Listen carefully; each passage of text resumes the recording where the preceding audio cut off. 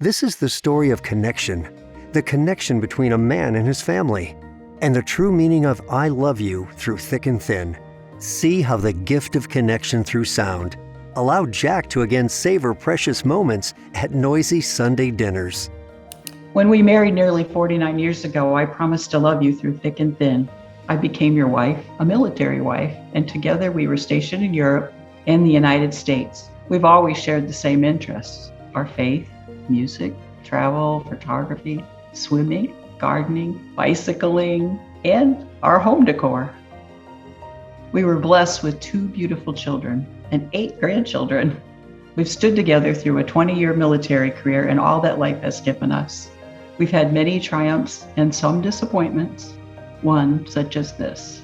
We were stationed in Germany when your dream assignment was given to you. We planned on an exciting new future, and only for it to be taken away because you failed your hearing test during your physical. I know that this was very disappointing to you, as this was a once-in-a-lifetime assignment. What we didn't know was how that failed hearing test was going to play out over the years. Your hearing deteriorated to the point where you were no longer able to enjoy many of the things that we took for granted. Even the one thing that we cherished the most, our weekly family dinners, became frustrating because of how difficult it was for you to follow all the conversations that were going on with our large family that we had created. You were at the time a silent participant. I remember especially when our little 3-year-old grandson said something to you, and you told him to say it again as you didn't hear him. He quietly said, "Never mind," and walked away. I was heartbroken for you. But now, because of your hearing loss, you needed me by your side in a different way. The side of you that couldn't hear. I became your ears, your connection to your family and to your world. I became your right side, and I was happy to do it for you. There were many attempts to restore your hearing, and every time they failed, and your hearing continued to deteriorate. And you became a candidate for a cochlear implant. It was a chance to give you back what was lost, your hearing and your connection to your family. You took a leap of faith and had the surgery. It was a success. I remember the moment you were activated. I could see the light in your eyes instantly return. We both teared up when the first thing you heard me say to you was, "I love you." Your life and mine is much richer with your restored hearing. I now forget that you still have a hearing impairment. I'll just chatter away at times when we're getting ready to go out somewhere, and I don't realize that you haven't put your processor on. Yeah, I take it for granted that you can hear me. But now I know what a gift your restored hearing is to you, myself, our kids, our grandchildren. Sunday dinners are still noisy, but you are an active participant.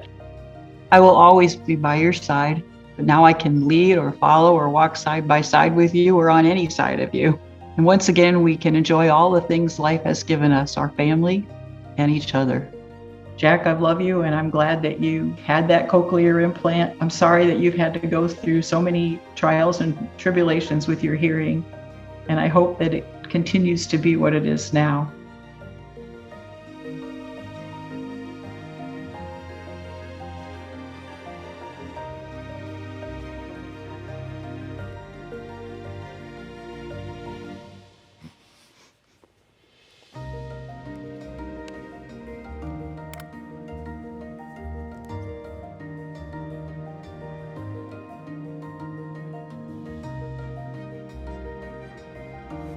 It means a lot. It's like she said, I had not realized how withdrawn that I had become. You hear words that aren't there. You don't hear all of the sentences that are being said. And she stood by me and sat by me like this, and she would tell me, "Did you hear what he said?" And I would have to say, "No, what did he say?" Or "What did she say?" Or whatever. And before, she had to be right here. If it wasn't right here, I didn't understand. Or now, like in the words that she spoke earlier, she can be anywhere around me. Well, it's frustrating, very frustrating to have someone in your life that you love not be able to hear you, because I know what he was going through, and I know how it affects me too. It's a miracle that he had this done and that the science has come this far to help him.